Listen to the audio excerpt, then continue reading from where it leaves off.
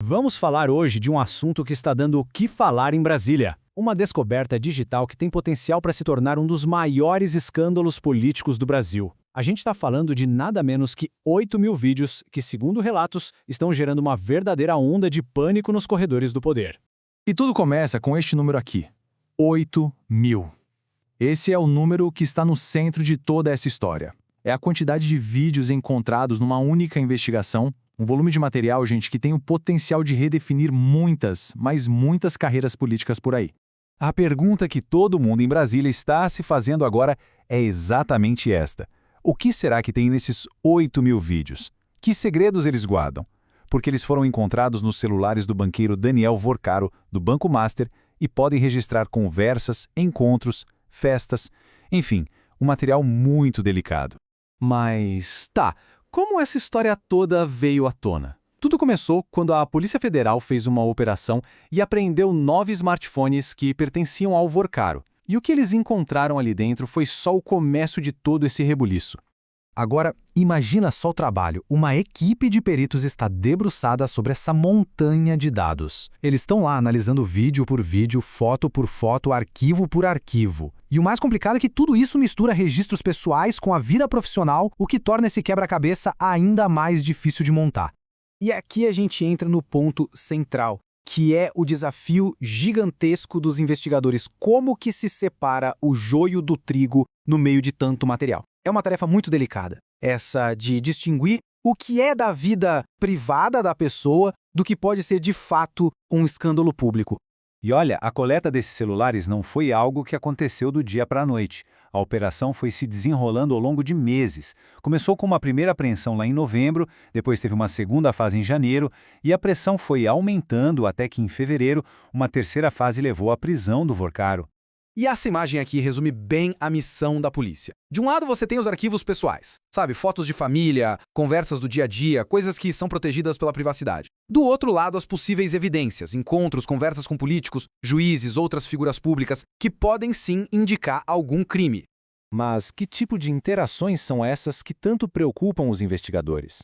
Bom, parece que uma parte considerável do material está ligada a uma série de festas que ficaram conhecidas como Cine Trancoso.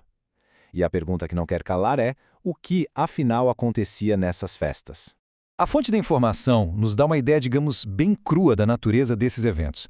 Essa citação forte que foi atribuída à mulher que alugou uma mansão para o Vorcaro lá em Trancoso é bem direta e, segundo a fonte, reflete um pouco do clima que rolava por lá. E não pensem que isso se limitava a uma cidade de praia no Brasil, não. A fonte afirma que essas festas aconteciam em vários lugares. Além de Trancoso, claro, também em Brasília e até fora do país, em cidades como Londres e Lisboa. Agora, um ponto-chave que a fonte destaca. As festas que aconteceu em Brasília são vistas como as mais graves.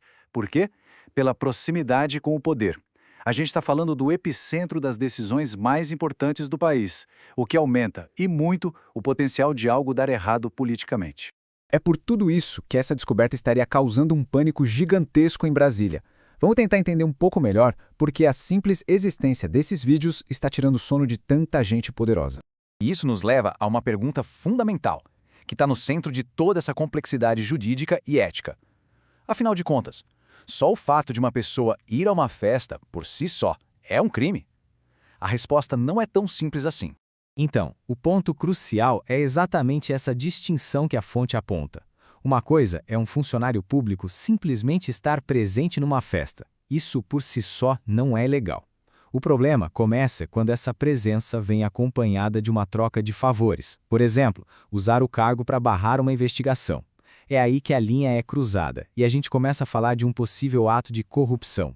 E a situação fica ainda mais séria porque a fonte alega que figuras de altíssimo escalão, incluindo um ministro do Supremo Tribunal Federal, que não teve o nome revelado, eram convidados frequentes. É uma alegação sem dúvida explosiva que coloca o tribunal mais importante do país no centro das atenções. Ok. Com tudo isso na mesa, o que acontece agora? A investigação segue em andamento, os peritos continuam analisando todo esse material, e enquanto isso, várias perguntas importantes ficam no ar, alimentando toda a ansiedade em Brasília. E de acordo com especialistas em direito que foram citados na fonte, uma possível delação premiada poderia expor principalmente 2 grupos: De um lado, as autoridades que estavam envolvidas diretamente nos negócios do banqueiro, e do outro, aquelas que eram apenas frequentadoras assíduas das festas. E apesar do conteúdo dos vídeos poder ser bombástico, os investigadores já deixaram claro, eles estão agindo com muita cautela. Novas operações, medidas mais fortes, tudo isso só vai acontecer quando as evidências forem realmente robustas, para construir um caso sólido e não correr o risco de erros no processo. No fim das contas, tudo isso nos deixa com a grande questão que paira não só sobre Brasília, mas sobre o país inteiro. À medida que esses 8.000 vídeos forem analisados, peça por peça, quem é que eles vão expor no final? Só o tempo vai dizer.